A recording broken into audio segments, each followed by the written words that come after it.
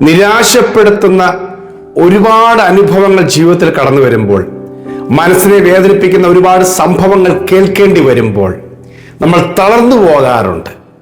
എങ്ങനെ നമ്മൾ ജയിക്കും, എങ്ങനെ നമ്മൾ കരകയറും, എങ്ങനെ ഇതിനൊക്കെ അതിജീവിച്ച് മുന്നോട്ട് പോകുമെന്ന് ഒത്തിരി ആകുലപ്പെടാറുണ്ട്. ഇന്ന് കർത്താവ് നൽകുന്ന ആലോചന, കർത്താവായ യേശുക്രിസ്തുവിനെ നോക്കുക. യേശുക്രിസ്തു മുഖാന്തരം സകലത്തെയും നമുക്ക് അതിജീവിക്കുവാൻ ദൈവം കൃപ തരും. എബ്രായലേഖനം 12-ാമത്തെ അധ്യായത്തിന്റെ 3-ാമത്തെ വാക്യത്തിൽ എഴുതിയിരിക്കുന്നു, നിങ്ങളുടെ ഉള്ളിൽ ക്ഷീണിച്ചു മടുക്കാതിരിക്കുവാൻ പാപികളാൽ തനിക്ക് നേരിട്ട ഇങ്ങനെയുള്ള വിരോധം സഹിച്ചവനെ ധ്യാനിച്ചുകൊള്ളുവിൻ. ഹല്ലേലൂയ!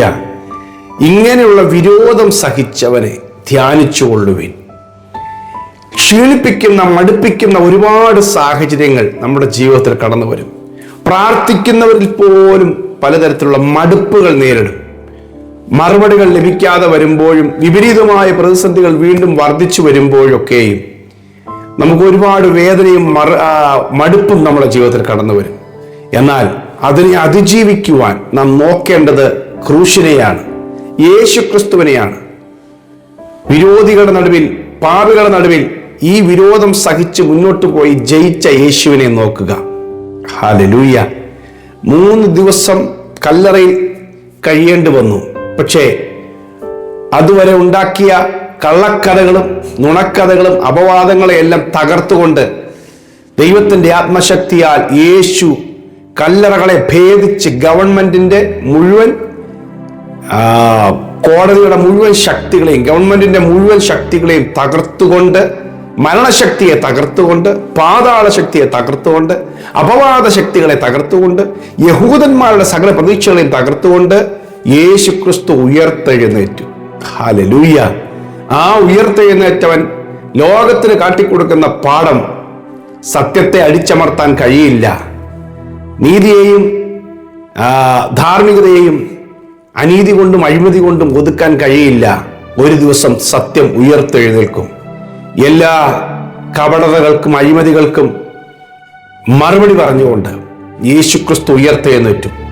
ആ ഉയർപ്പിന്റെ ശക്തി ലോകത്തിലേക്ക് പടർന്ന് വേഗത്തിൽ വ്യാപിച്ച് ലോകത്തിൽ കാണുന്ന ക്രിസ്ത്യാനിത്വം യേശുക്രിസ്തുവിന്റെ സ്നേഹത്താൽ വളർത്തപ്പെട്ടു.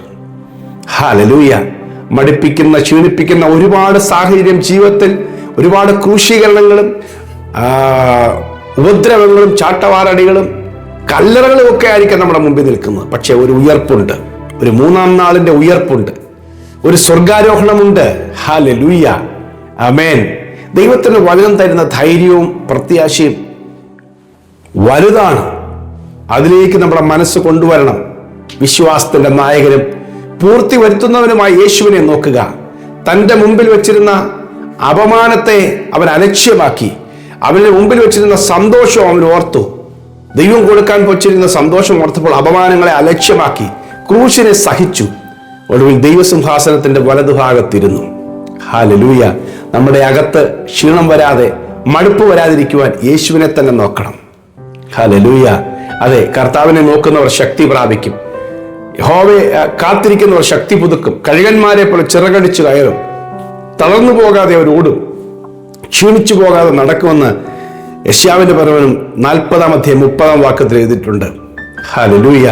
നിങ്ങൾ തളർന്ന് ഒതുങ്ങി ഒരു ചൂരച്ചിലയുടെ കീഴിൽ ഏലിയാവ് കിടന്നതുപോലെ കിടക്കാനല്ല ദൈവം നിങ്ങളെ വിളിച്ചത്. നിങ്ങൾക്ക് ദീർഘദൂരം യാത്ര ചെയ്യാനുണ്ട്. ദൈവത്തിന്റെ പദ്ധതികൾ നിവർത്തിക്കുവാനുണ്ട്. പിശാച് നിങ്ങളെക്കുറിച്ച് പറഞ്ഞ ഒരു തന്ത്രവും നടക്കില്ല. പിശാച് നിങ്ങൾക്കെതിരെ ഉണ്ടാക്കുന്ന ഒരു ആലോചനയും സഫലമാകില്ല. ദൈവത്തിന്റെ പദ്ധതികൾ നിറവേറും. ദൈവത്തിന്റെ വാഗ്ദത്തങ്ങൾ നടക്കും. ദർശനത്തിനൊരു അവധി വെച്ചിട്ടുണ്ട്, അത് സമാപ്തിയിലേക്ക് ബന്ധപ്പെടുന്നു.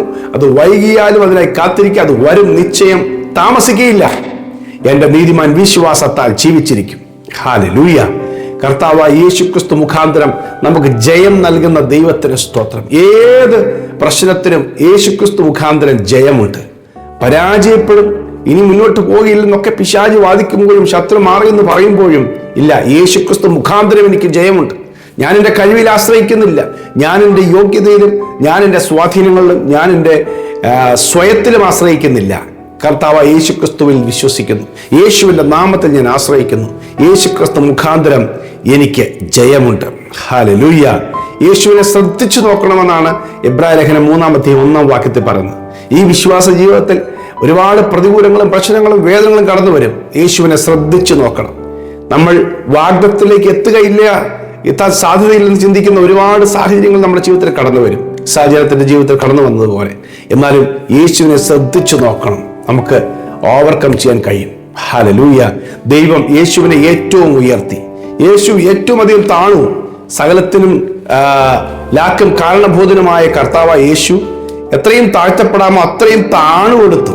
എത്രയും താഴ്ന്നു കൊടുത്തോ അത്രയും ദൈവം അവനെ ഉയർത്തുന്നു. ഫിലിപ്പിയ ലേഖനം 2:8 യേശു തന്നെത്താൻ താഴ്ത്തി ക്രൂശിലെ മരണത്തോളം തന്നെ അനുസരണമുള്ളവനായി എന്നാൽ ദൈവം അവനെ ഏറ്റവും ഉയർത്തി. ഹല്ലേലൂയ. ആമേൻ. നിങ്ങൾ താഴ്ചയിലൂടെ കടന്നു പോകുന്നത് ദൈവത്തിന് ചില പദ്ധതികളുണ്ട്. ദൈവം നിങ്ങളെ ഏറ്റവും ഉയർത്തും. ഹല്ലേലൂയ. നിങ്ങളെ ഏതെങ്കിലും സാഹചര്യത്തിൽ ഒറ്റപ്പെടുത്തി മറ്റുള്ളവർ നിങ്ങൾ തകരുമെന്ന് മറ്റുള്ളവർ ചിന്തിച്ചാൽ നിങ്ങൾ ഭാരപ്പെടേണ്ട. ദൈവത്തിന് നിങ്ങളെ അവന്റെ കൈ നീട്ടി വിടുവിച്ച് തക്ക സമയത്ത് ഉയർത്തുവാനുണ്ട്. ഹല്ലേലൂയ. അതെ, തക്ക സമയത്ത് ദൈവം നമ്മളെ ഉയർത്തും. അവന് ഒരു കാര്യം അസാധ്യമല്ല. അതുകൊണ്ട് ക്ഷീണിച്ചു മടുത്തു പോകരുത്, തളർന്നു പോകരുത്.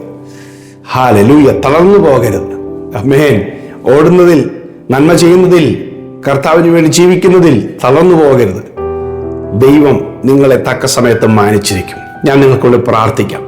നിങ്ങളുടെ ഹൃദയം ക്ഷീണിക്കുമ്പോൾ ഭൂമിയുടെ അറ്റത്ത് ഉത്തരമല്ലെന്ന് ദൈവത്തിന്റെ ദാസനായ ദാവീദ് പ്രാർത്ഥിക്കുന്നുണ്ട്. എൻ്റെ ഹൃദയം മനസ്സ് ക്ഷീണിക്കുമ്പോൾ എനിക്ക് ഉത്തരമല്ലുവാൻ ദൈവമുണ്ട്. അത് നിങ്ങളെ ഉയർത്തുവാൻ, സുസ്ഥിരമായ പാറയിൽ നിർത്തുവാൻ ദൈവം ശക്തനാണ്. ഹല്ലേലൂയ. നിങ്ങൾ ഏത് വിഷയത്തിലാണ്? നിങ്ങളുടെ തലമുറയുടെ വിഷയത്തിലാണോ? നിങ്ങളുടെ കുടുംബത്തിന്റെ വിഷയത്തിലാണോ? നിങ്ങളുടെ രോഗം സംബന്ധിച്ചുള്ള പ്രശ്നങ്ങളിലാണോ?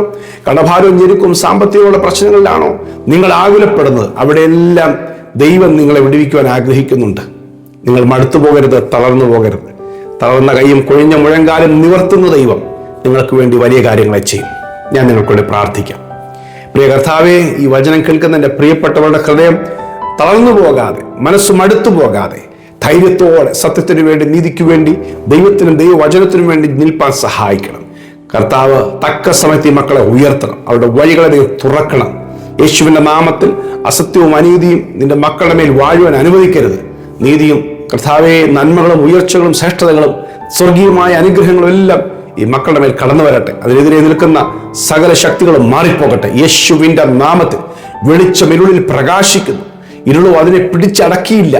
നിന്റെ സാന്നിധ്യവും ശക്തിയും ഈ മക്കളുടെ മേൽ വെളിപ്പെട്ടു വന്ന് ഒരു ജയത്തിലേക്ക് നടക്കട്ടെ. കർത്താവെ, മടുത്തു പോകാതെ കർത്താവ് മുൻപോട്ട് പോകാൻ സഹായിക്കണം. ഞാൻ അനുഗ്രഹിച്ചു പ്രാർത്ഥിക്കുന്നു. വൻ കാര്യങ്ങൾ കർത്താവ് ചെയ്യും. ഇന്നത്തെ ദിവസം അനുഗ്രഹത്തിന്റെ വിടുതലിന്റെയും ദൈവിക വിടുതൽ കർത്താവ് നന്മയുടെ ദിവസമാക്കി ദൈവം തീർക്കണം. യേശുവിൻ നാമത്തിൽ തന്നെ. ആമേൻ, ആമേൻ. നിങ്ങളുടെ ജീവിതത്തിൽ കർത്താവ് ചെയ്യട്ടെ എന്ന് ഞാൻ പ്രാർത്ഥിക്കുന്നു. ഈ സന്ദേശം നിങ്ങൾക്ക് അനുഗ്രഹമായെങ്കിൽ കുറച്ച് പേർക്ക് ഷെയർ ചെയ്യണം. God bless you. Have A peaceful day.